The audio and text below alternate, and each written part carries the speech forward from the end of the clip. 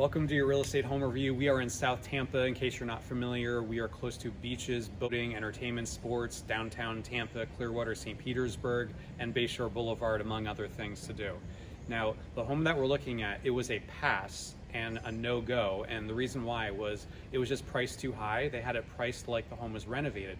Now, in the neighborhood that we're in, the values of homes that have sold, not listed, sold, were over $500,000, and they had it priced at $450,000.